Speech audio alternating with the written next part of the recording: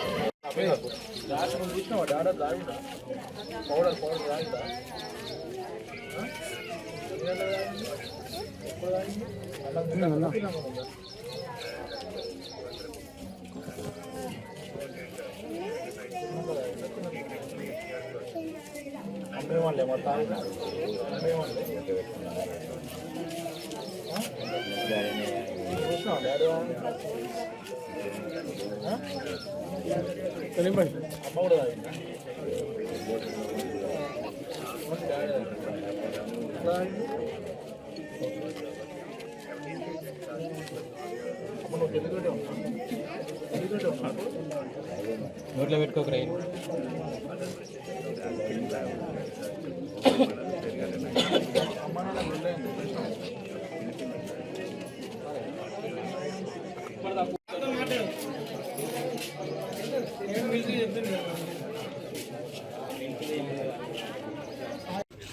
అరే కొడుకేడు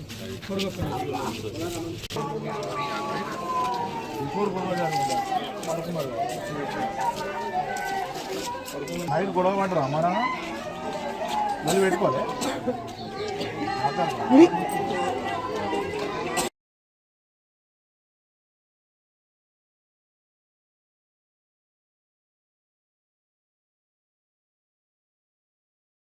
5 గంటలకు నాకు ఫోన్ వచ్చింది, ఇక్కడ ఒక అతను వాళ్ళ భార్యను చంపి సూసైడ్ చేసుకున్నాడని. నేను మల్లెల ఎస్ఐ గారికి, సిఐ గారికి సమాచారం ఇచ్చి ఇక్కడికి ఏరుకునే వరకు వాళ్ళ భార్యను గడ్డి మందు పోసి చంపాలని చూసిండు. ఆమె రాకపోతే ఆమెను చంపి మళ్ళీ ఆయన ఊరేసుకుని అంటారు. ఓలపు నాగరాజు అనే పేరు వాళ్ళ భార్య. వాళ్ళకి పిల్లలు లేరు, కొడుకుని దత్తత తీసుకున్నారు 5 సంవత్సరాలు. ఆ పిల్లాడు 6 సంవత్సరాల పిల్లాడు, 3 సంవత్సరాలు ఆయన దత్తత తీసుకున్నాడు. అందరికీ ఉదయం తెలిసింది. ఆ చిన్నపిల్లాడు బయటకు వచ్చి వాళ్ళ పెద్దనాన్న లేపి వాళ్ళ పెద్దనాన్న చూపించే వరకు ఆ చనిపోయారని ఉదయం 5 గంటలకు తెలిసింది మాకు. తెలిసిన తర్వాత పోలీసులకు సమాచారం ఇచ్చినా వచ్చారు, వాళ్ళ పని వాళ్ళు చేస్తారు. నోకపల్లి విలేజ్ ఓలపు నాగరాజు అని అతను వయసు వచ్చేసి అందాజ 47 సంవత్సరాలు ఉంటుంది. వృత్తి వ్యవసాయం చేస్తూ ఉంటాడు. దాని భార్య పేరు ఓలపు లక్ష్మి. ఆమె కూడా వయసు ఒక 43 సంవత్సరాలు ఉంటుంది. ఆమె బీడీ కార్మికురాలు. ఇద్దరిది గత ఒక 24 సంవత్సరాల కింద ప్రేమ మరియు పెద్దలు కూర్చిన వివాహంతో పెళ్లి చేసుకున్నారు. వీళ్ళకు సంతానం లేదు, అయినప్పటికీ సంతానం లేదు. వీళ్ళు ఒక 3 సంవత్సరాల కింద ఒక 6 సంవత్సరాల బాబును, రియాన్స్ అనే బాబును వీళ్ళు దత్తత కూడా తీసుకున్నారు. అదే క్రమంలో ఆయన పిల్లలు లేని క్రమంలో మొదటి నుంచి కూడా కొంచెం మద్యానికి బానిసాయండు. మద్యం కూడా బాగానే సేవిస్తాడని చెప్తారు. అందులో భాగంగా నిన్న కూడా కొంచెం మద్యం సేవించి వచ్చిండు. దాని విషయంలో భార్యాభర్తల మధ్య గొడవ జరిగింది. గొడవ జరిగిన తర్వాత అతను తన వెంట తెచ్చుకున్న ఒక గడ్డి మందు ప్యాకెట్ను కూడా ఇంట్లో దొరికింది. మేము సెర్చ్ చేస్తే అది కూడా తను తాగడానికి ప్రయత్నం చేయగా భార్య వారించింది. అందులో భాగంగా ఇద్దరి మధ్యలో గొడవ జరిగి ఆ గొడవతో అతను ఒక గంధం కలర్ టవల్తో ఆమె మెడలో ఉరివేసి మంచాల వరకు చంపేసింది.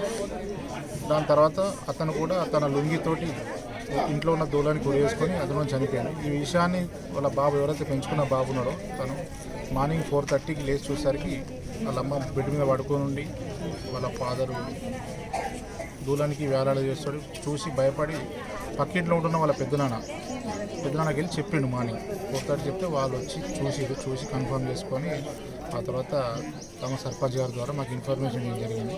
దాంతో నేను మా ఎస్ఐ గారు వచ్చి కేసు నమోదు చేసుకుని దర్యాప్తు చేస్తున్నాం.